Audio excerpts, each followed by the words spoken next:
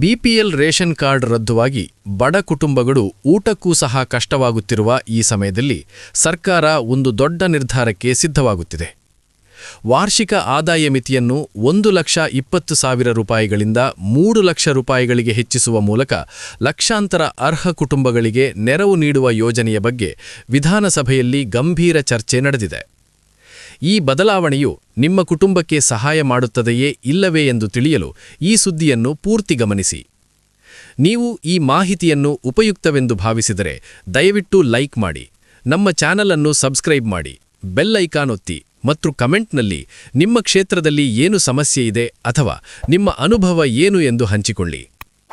ಈಗ ಸುದ್ದಿಯ ಮುಖ್ಯ ವಿಷಯಕ್ಕೆ ಬರುವುದಾದರೆ, ಬಿಪಿಎಲ್ ರೇಷನ್ ಕಾರ್ಡ್ ಪಡೆಯುವುದಕ್ಕೆ ಸರ್ಕಾರ ನಿಗದಿಪಡಿಸಿರುವ ವಾರ್ಷಿಕ ಆದಾಯದ ಮಿತಿಯನ್ನು ಪ್ರಸ್ತುತ ಸ್ಥಿತಿಯಲ್ಲಿ 1,20,000 ರೂಪಾಯಿಗಳಿಂದ 3,00,000 ರೂಪಾಯಿಗಳಿಗೆ ಹೆಚ್ಚಿಸುವ ಬಗ್ಗೆ ಸರ್ಕಾರದಲ್ಲಿ ಚಿಂತನೆ ನಡೆದಿದೆ ಎಂದು ವಿಧಾನಸಭೆಯಲ್ಲಿ ಗುರುವಾರ ಒಂದು ರೀತಿಯ ಭರವಸೆಯನ್ನು ನೀಡಲಾಗಿದೆ. ಇದು ಪ್ರಶ್ನೋತ್ತರ ವೇಳೆಯಲ್ಲಿ ಬಿಜೆಪಿಯ ಡಾಕ್ಟರ್ ಸಿಎನ್ ಅಶ್ವಥ್ ನಾರಾಯಣ ಅವರ ಪ್ರಶ್ನೆಗೆ ಆಹಾರ ಸಚಿವರ ಪರವಾಗಿ ಉತ್ತರ ನೀಡುತ್ತಾ ಆರೋಗ್ಯ ಸಚಿವ ದಿನೇಶ್ ಗುಂಡೂರಾವ್ ಅವರು ಹೇಳಿದ್ದಾರೆ. 2017ರಲ್ಲಿ ನಿಗದಿಯಾಗಿದ್ದ ಆದಾಯ ಮಿತಿಯನ್ನು ಪರಿಷ್ಕರಿಸಲು ಸರ್ಕಾರ ಬಯಸುತ್ತಿದೆ ಮತ್ತು ಆರ್.ವಿ. ದೇಶಪಾಂಡೆ ಅಧ್ಯಕ್ಷತೆಯ ಆಡಳಿತ ಸುಧಾರಣೆ ಆಯೋಗದ ವರದಿಯಲ್ಲೂ ಈ ಶಿಫಾರಸು ಬಂದಿದೆ. ಹಾಗಾಗಿ ಈ ಮಿತಿಯನ್ನು 2,50,000ದಿಂದ 3,00,000ಕ್ಕೆ ಏರಿಸುವ ಬಗ್ಗೆ ಈಗ ಮಾತುಕತೆಗಳು ನಡೆಯುತ್ತಿವೆ. ಇದಕ್ಕೂ ಮುನ್ನ ವಿಷಯವನ್ನು ಪ್ರಸ್ತಾಪಿಸಿದ ಅಶ್ವಥ್ ನಾರಾಯಣ ಅವರು, ಕಳೆದ 8 ವರ್ಷಗಳಲ್ಲಿ ಸಾಕಷ್ಟು ಬದಲಾವಣೆಗಳು ಆಗಿದ್ದು ಇಂದಿನ ಮಾನದಂಡ ಬದಲಾವಣೆಗೆ ಅಗತ್ಯವಿದೆ ಎಂದು ಹೇಳಿದ್ದಾರೆ. ಜೊತೆಗೆ ನಗರ ಪ್ರದೇಶ ಮತ್ತು ಗ್ರಾಮೀಣ ಭಾಗಕ್ಕೆ ಆದಾಯ ಮಿತಿಯನ್ನು ಏಕರೂಪವಾಗಿ ನಿಗದಿಪಡಿಸಿರುವುದು ಸರಿಯಲ್ಲ ಎಂದು ಅವರು ಅಭಿಪ್ರಾಯ ವ್ಯಕ್ತಪಡಿಸಿದ್ದಾರೆ. ಕೇಂದ್ರದ ಆಹಾರ ಭದ್ರತಾ ಕಾಯ್ದೆ ಅಡಿಯಲ್ಲಿ ಗ್ರಾಮೀಣ ಭಾಗದಲ್ಲಿ 75% ಮತ್ತು ನಗರ ಪ್ರದೇಶದಲ್ಲಿ 50% ಬಿಪಿಎಲ್ ಕಾರ್ಡ್ ಇರಬಹುದು. ಆದರೆ ನಗರ ಪ್ರದೇಶದಲ್ಲಿನ ಸಾಕಷ್ಟು ಅರ್ಹ ಕುಟುಂಬಗಳಿಗೆ ಬಿಪಿಎಲ್ ಕಾರ್ಡ್ ಸಿಗುತ್ತಿಲ್ಲ ಎಂದು ಗಮನಕ್ಕೆ ಬಂದಿದೆ ಎಂದು ಚರ್ಚೆಯಲ್ಲಿ ತಿಳಿಸಲಾಗಿದೆ.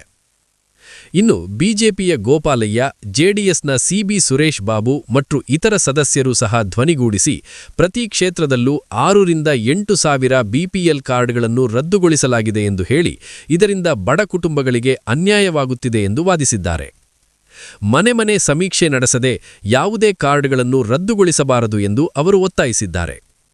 ಬಿಪಿಎಲ್ ಕಾರ್ಡ್ ರದ್ದುತೆಯಿಂದ ಆಹಾರ ಮಾತ್ರವಲ್ಲ, ವೈದ್ಯಕೀಯ ಮತ್ತು ಇತರ ಸೇವೆಗಳನ್ನು ಪಡೆಯುವುದರಲ್ಲಿ ಬಡವರಿಗೆ ತೊಂದರೆಯಾಗುತ್ತಿದೆ ಎಂದು ಅವರು ಮಂಡಿಸಿದ್ದಾರೆ. ಇನ್ನು ಬಿಪಿಎಲ್ ಕಾರ್ಡ್ ಗೊಂದಲದ ಬಗ್ಗೆ ಬಹಳಷ್ಟು ಸದಸ್ಯರು ದೂರುಗಳನ್ನು ಹೇಳಿದ್ದಾರೆ.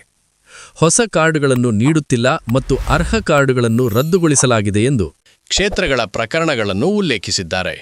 ಈ ಸಾಕಷ್ಟು ದೂರುಗಳ ಹಿನ್ನೆಲೆಯಲ್ಲೇ ಅರ್ಧ ತಾಸು ಕಾಲ ವಿಶೇಷ ಚರ್ಚೆಗೆ ಅವಕಾಶ ನೀಡುವುದಾಗಿ ಸಭಾಧ್ಯಕ್ಷ ಯುಟಿ ಖಾದರ್ ರವರು ಭರವಸೆ ನೀಡಿದ್ದಾರೆ.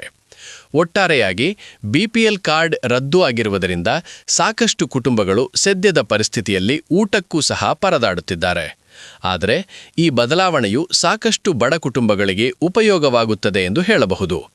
ಏಕೆಂದರೆ ಕಳೆದ 8 ವರ್ಷಗಳಲ್ಲಿ ಆರ್ಥಿಕ ಪರಿಸ್ಥಿತಿ ಬದಲಾಗಿದ್ದರೂ ಹಳೆಯ ಮಿತಿ ಅನೇಕ ಅರ್ಹರಿಗೆ ಅನ್ಯಾಯ ಮಾಡುತ್ತಿದೆ.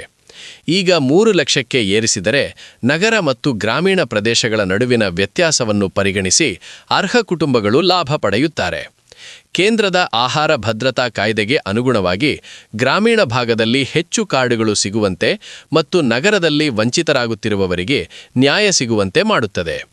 ಇದರಿಂದ ಕೇವಲ ಆಹಾರ ಸೌಲಭ್ಯವಲ್ಲ, ವೈದ್ಯಕೀಯ ಚಿಕಿತ್ಸೆ, ಶಾಲಾ ಸೌಲಭ್ಯಗಳು ಮತ್ತು ಇತರ ಸರ್ಕಾರಿ ಯೋಜನೆಗಳು ಸಹ ಸುಲಭವಾಗಿ ಸಿಗುತ್ತವೆ. ಹಾಗಾಗಿ ಬಡವರ ಜೀವನದಲ್ಲಿ ದೊಡ್ಡ ಸುಧಾರಣೆ ಆಗುತ್ತದೆ. ಈ ಚರ್ಚೆಯು ಸರ್ಕಾರಕ್ಕೆ ಒತ್ತಡ ಹಾಕುತ್ತಿದೆ ಮತ್ತು ಜನರ ಕಷ್ಟವನ್ನು ಗಮನಿಸಿ ತ್ವರಿತ ನಿರ್ಧಾರ ತೆಗೆದುಕೊಳ್ಳುವಂತೆ ಮಾಡುತ್ತಿದೆ. ಮುಂದಿನ ದಿನಗಳಲ್ಲಿ ಸರ್ಕಾರ ಯಾವ ರೀತಿ ನಿರ್ಧಾರ ತೆಗೆದುಕೊಳ್ಳುತ್ತದೆ ಎಂದು ಎಲ್ಲರೂ ಕಾದು ನೋಡುತ್ತಿದ್ದಾರೆ. ಆದರೆ ಈಗಾಗಲೇ ಈ ಭರವಸೆಯು ಬಡ ಕುಟುಂಬಗಳಲ್ಲಿ ಹೊಸ ಆಸೆಯನ್ನು ಮೂಡಿಸಿದೆ ಮತ್ತು ರೇಷನ್ ಕಾರ್ಡ್ ಇಲ್ಲದೆ ಪರದಾಡುತ್ತಿರುವವರಿಗೆ ನೆರವಾಗುತ್ತದೆ. ಈ ಬದಲಾವಣೆಯ ಪ್ರಯೋಜನಗಳು ಏನೆಂದರೆ, ಸಬ್ಸಿಡಿ ಬೆಲೆಯಲ್ಲಿ ಧಾನ್ಯಗಳು ಸಿಗುತ್ತವೆ, ಆರ್ಥಿಕ ಒತ್ತಡ ಕಡಿಮೆಯಾಗುತ್ತದೆ, ಮಕ್ಕಳ ಶಿಕ್ಷಣ ಮತ್ತು ಕುಟುಂಬದ ಆರೋಗ್ಯ ಸುಧಾರಿಸುತ್ತದೆ. ಇದಲ್ಲದೆ ರದ್ದು ಆದ ಕಾರ್ಡ್ಗಳು ಮತ್ತೆ ಸಿಗುವ ಸಾಧ್ಯತೆ ಹೆಚ್ಚಾಗುತ್ತದೆ.